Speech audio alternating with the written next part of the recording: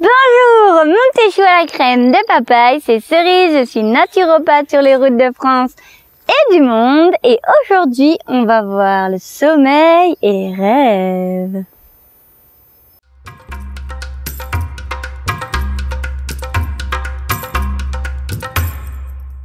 Nous sommes en 2021 à l'ère de la technologie qui évolue de jour en jour.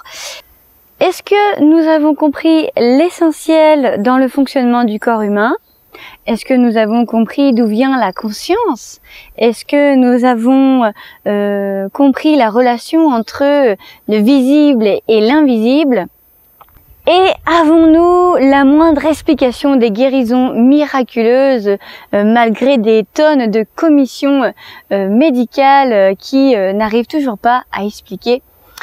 Eh ben non, rien, on n'a rien concernant toutes les questions que je viens de vous poser. Passez le pain.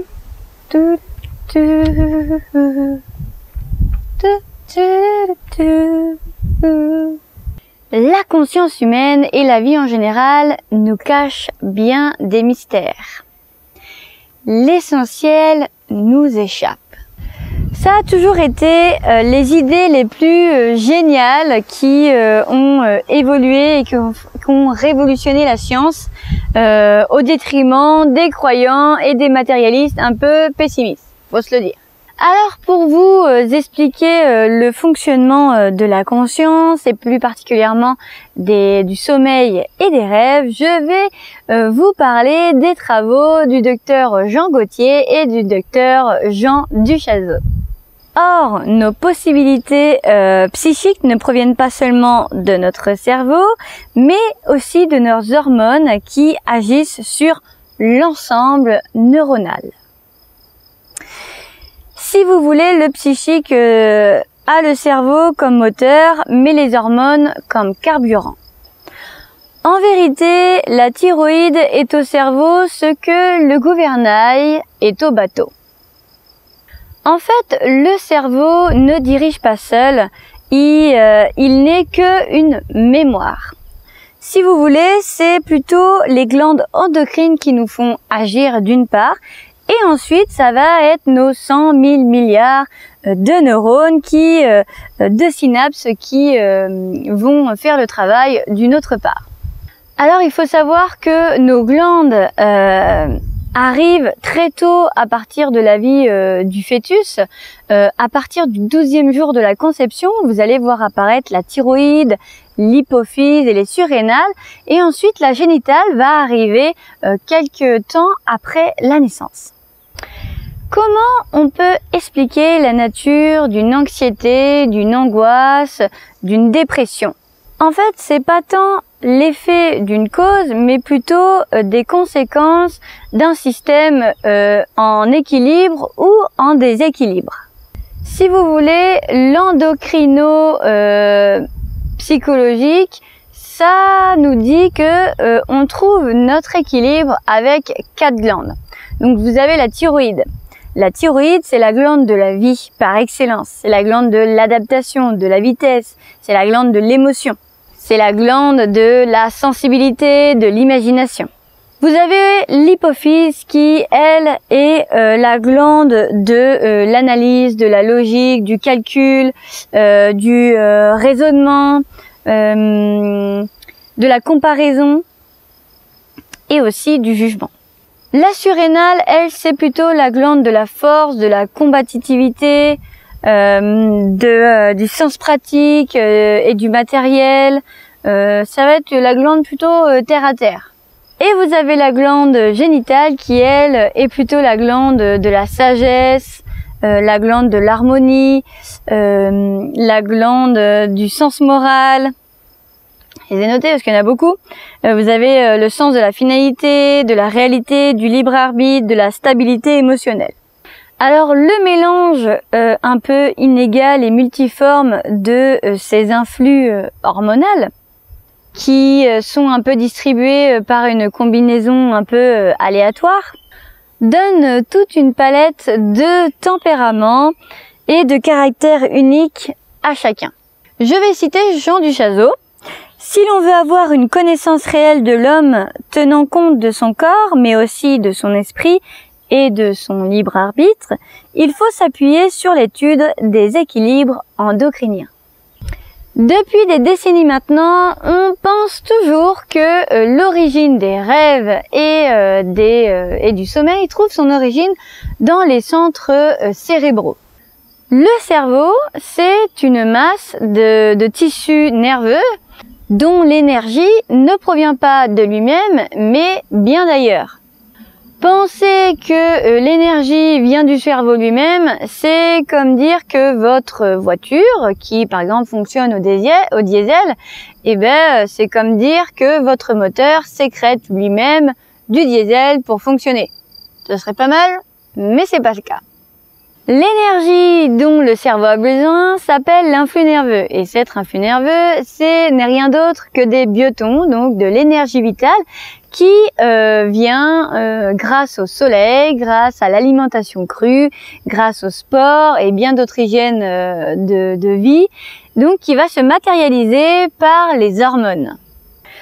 Plus particulièrement les hormones de la thyroïde, donc la thyroxine.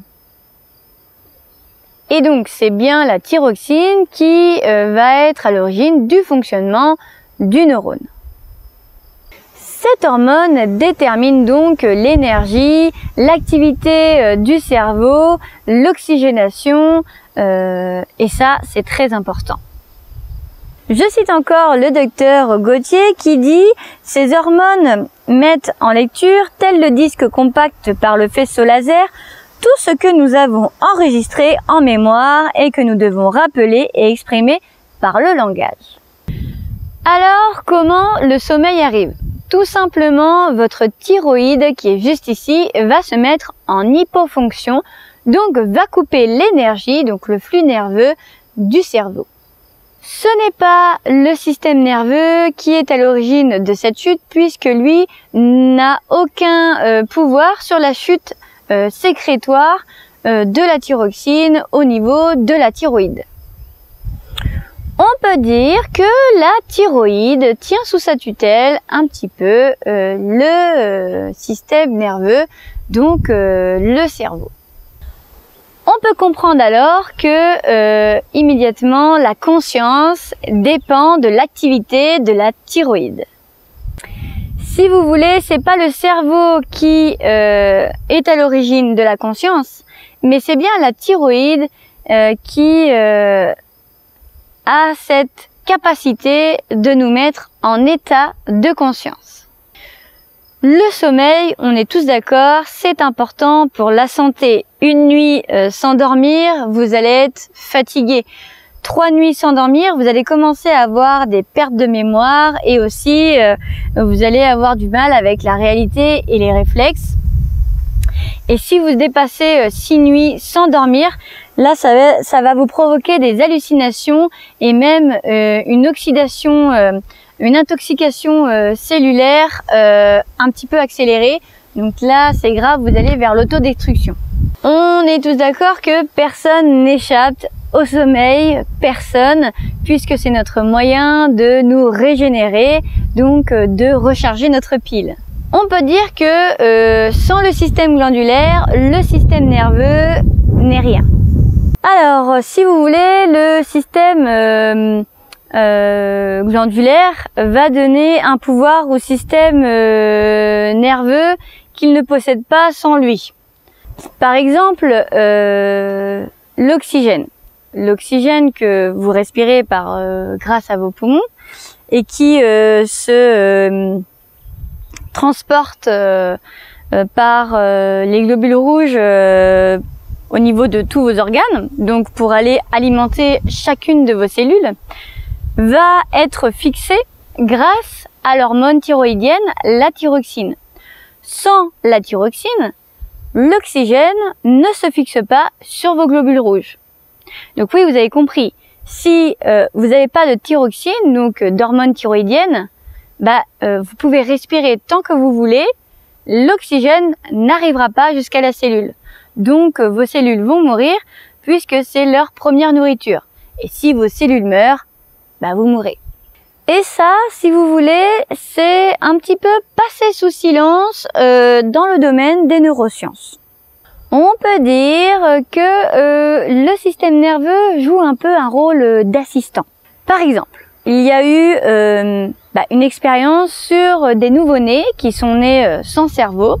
Donc ils n'ont pas vécu longtemps, bien évidemment, mais le peu de temps que ces nouveau-nés ont vécu, ils ont eu des émotions. Donc on peut encore dire que les émotions proviennent bien des glandes et plus particulièrement de la thyroïde plutôt que du cerveau. On peut dire que l'homme en fait résulte d'une synergie entre hormono-neuronale permanente. Il faut comprendre l'état de veille. Si vous voulez, le sommeil, on va dire que c'est l'inconscient et l'état de veille, on va dire que c'est le conscient. Ce qui unit les deux, c'est la vigilance. Les deux principes sont liés en fait d'une connexion, on va dire, intime, et on peut affirmer que la conscience, c'est vraiment l'état d'activation hormono-spatio-sensoriel qui anime du coup un sujet. Donc c'est le docteur Gauthier qui a su faire une synthèse un petit peu des physiologistes et endocrinologues qui ont trouvé je vous lis ça sur l'action somatique de la thyroïde. Ils ont trouvé que elle a comme action donc l'augmentation du métabolisme basal et de la chaleur animale, ce qui n'est pas rien, la régulation de la charge en oxygène sur les globules rouges, ce qui n'est pas rien non plus, l'accélération de la respiration et des battements cardiaques, donc c'est la thyroïde qui gère ça. Bien sûr, c'est toujours en complémentarité de l'organe ciblé. Vous avez aussi la stimulation de la digestion, la stimulation de la sécrétion intestinale, la stimulation de la phagocytose, et j'en passe, il y a toute une liste. Donc la thyroïde, elle est vraiment très importante. Tous ces états psychophysiologiques s'accompagnent automatiquement d'une augmentation d'énergie. Donc ce phénomène s'appelle l'oxydation cellulaire. Donc en fait l'oxygénation cellulaire. Si vous voulez, tout ça, ça va avoir un impact sur votre personnalité. Et donc si ça a un impact sur votre personnalité, ça a un impact sur votre sensibilité. La sensibilité que vous avez va dépendre de votre état de conscience. Quelqu'un qui se met rapidement en colère, qui est très vite frustré, etc., va avoir une thyroïde qui est en baisse. Quelqu'un qui arrive à contrôler son état de conscience par rapport à des situations douloureuses, devant un deuil, devant autre chose, et qui va garder confiance, qui va être serein et qui va essayer de gérer son émotion, on peut dire que son état de sa thyroïde, donc aussi de son système nerveux, est à la normale. Bon, vous l'aurez compris, hein, pour Gauthier et Duchazot, c'est vraiment la thyroïde qui pilote le système nerveux, donc aussi le cerveau. La meilleure preuve qu'on pourrait donner pour ça, c'est dans les 3 mois de la vie fétale, vous avez le système nerveux qui est pas du tout complet, qui n'est pas encore fini d'être élaboré, donc il a besoin de 9 mois après la naissance pour se configurer, et la myélisation a besoin donc du cerveau a besoin de 2 ans après la naissance pour être complet. En attendant, je te laisse avec mon compte Instagram Naturonomade où tu vas trouver des conseils et des astuces santé ainsi que nos périples sur les routes de France et du monde. Et si t'aimes nos vidéos, abonne-toi à notre chaîne YouTube et n'oublie pas d'activer la cloche. Alors que je vous ai dit avant que le système glandulaire était quasi fini avant la naissance. Alors si vous voulez, ça serait vraiment bien de réfléchir vraiment au niveau des recherches en direction un petit peu de l'hormone hormono-neuronale plutôt que neuronale tout court. Parce que ça ferait vraiment avancer les choses, surtout pour la pathologie comme l'hypothyroïdie. qui a vraiment, ces gens-là ont vraiment des problèmes de perte de mémoire, ou comme l'Alzheimer, qui a une perte de réceptivité au niveau du système nerveux, au niveau de la thyroxine. Donc on pourrait se poser ces questions, est-ce que c'est pas plutôt le système glandulaire qui défaille que d'aller tout le temps chercher au niveau du cerveau? Mais bon, on va revenir au niveau du sommeil et au niveau des rêves. Alors les narcoleptiques, les syncopes, l'anesthésie, l'épilepsie, le coma ont tous un point commun, c'est la chute de la thyroxine de la thyroïde. Donc John R. Thrill a écrit que la conscience et l'inconscient ne peuvent procéder d'un même processus passant par différents degrés. Donc la réponse n'est toujours pas dans le cerveau qui n'est qu'un récepteur, en tout cas pour Duchazot et Gautier, mais vraiment c'est en la capacité de la thyroïde qu'il faut aller voir. Par exemple, il y a des tests qui ont été faits donc sur des chats, on leur a enlevé la thyroïde. Donc ouais, c'est toujours sur des animaux, hein, je suis un peu contre ça, mais c'est vrai que ça a fait un peu évoluer la science. Donc des pauvres chats ont eu la thyroïde enlevée et en fait, ils étaient en état permanent de somnolence et plus du tout dans leur intégrité. Donc si vous voulez, traverser des rues et ils voyaient même pas qu'ils allaient se faire écraser et ils se faisaient tuer comme ça. Donc la thyroïde quand même a cette notion d'adaptation de la situation, et si on vous l'enlève ou même partiellement, ça peut ça peut créer des dommages et des conséquences importantes. Donc là c'est un test sur les chats, on leur a pas donné par exemple le fameux médicament Levothyrox, qui permet justement de donner de la thyroxine en synthèse et de continuer à garder cette hormone qui permet de faire toutes les fonctions que je vous ai citées. Sans cette thyroxine, les gens donc avant on leur enlevait la thyroïde sans leur laisser les parathyroïdes, ce qui est sur les côtés, et on leur donnait pas de Levothyrox puisqu'on ne connaissait pas la formule avant, et en fait tout le monde mourait et comprenait pas pourquoi. Et c'est ensuite qu'ils ont compris que c'est la thyroïde qui met en état de conscience et qui gère l'oxygénation. Donc c'est quand même super important de le savoir. Donc merci Levothyrox quand même pour l'allopathie en état d'urgence, pour permettre à ces gens, même s'ils ont la thyroïde enlevée, de continuer à vivre.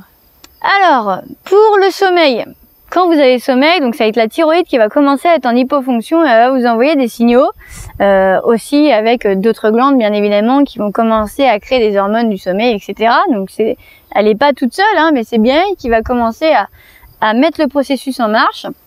Donc si vous voulez pallier au sommeil, tout le monde connaît les secrets, vous prenez un café, vous prenez des bonbons, vous prenez de l'alcool, bref, un excitant pour pouvoir redémarrer la fonction de la thyroïde et la remettre en marche.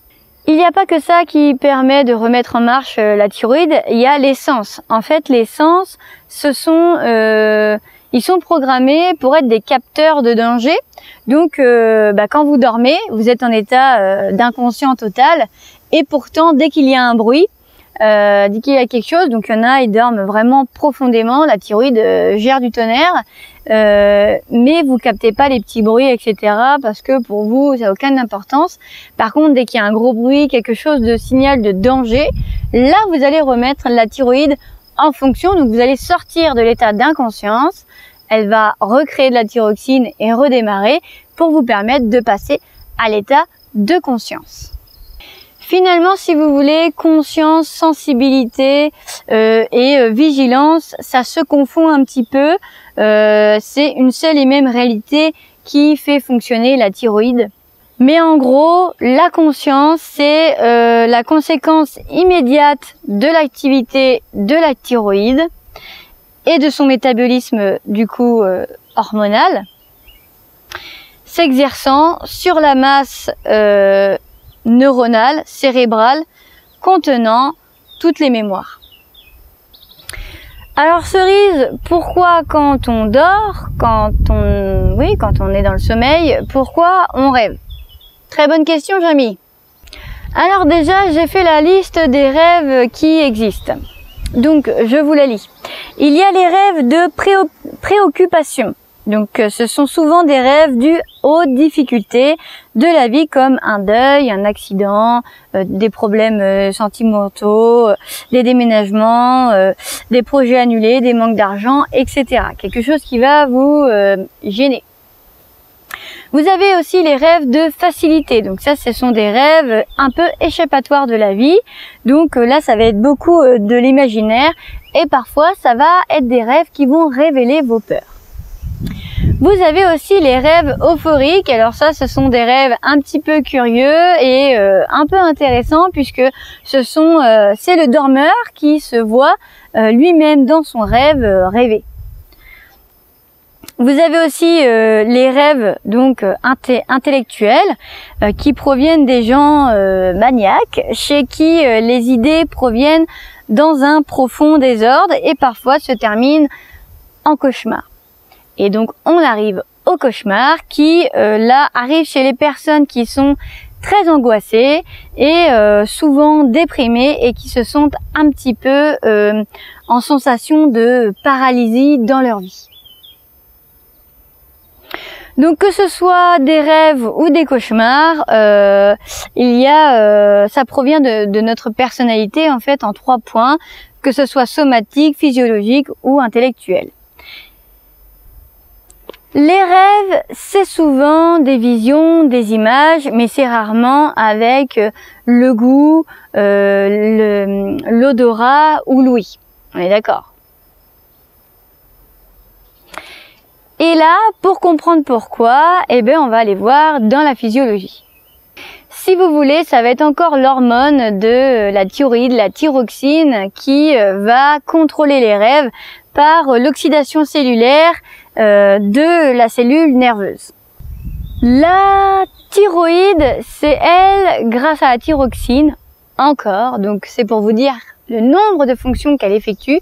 Grâce à elle, les images que je suis en train de voir devant moi, qui se passent tout au long de ma journée, vont être gravées grâce à la thyroxine, et c'est le cerveau ensuite qui va récupérer et stocker.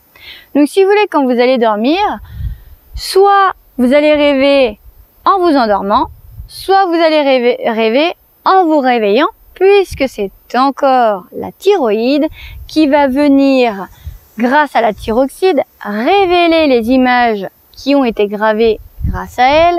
Et donc, si vous voulez, en partenariat avec le système nerveux, ça va révéler les dernières images que vous avez eues dans vos yeux. Donc parfois, ça va être un mélange de chocs émotionnels, donc d'images gravées tout au long de votre journée et qui vont s'enchaîner, donc ça peut donner des rêves un petit peu bizarres. Alors bien évidemment, les rêves, ça dépend de notre tempérament glandulaire. Tout le monde n'est pas sur le même niveau au niveau des rêves et des cauchemars. On peut parler des prémonitions, par exemple, qui existent chez les hyperthyroïdiens seulement. C'est vraiment la faculté de spatio-temporelle qui se trouve en chacun de nous, mais ça va vraiment être l'hyperthyroïdie qui va permettre ces prémonitions. Ça peut se rattacher, si vous voulez, à la propriété de la sensation à distance. Par exemple, chez les animaux, ils peuvent, à quelques kilomètres avant que ça se produise, pressentir un feu de forêt ou alors une inondation, un tsunami ou un tremblement de terre. Donc voilà pour moi l'explication des rêves, du sommeil au niveau physiologique grâce au docteur Gauthier et au docteur Duchazot.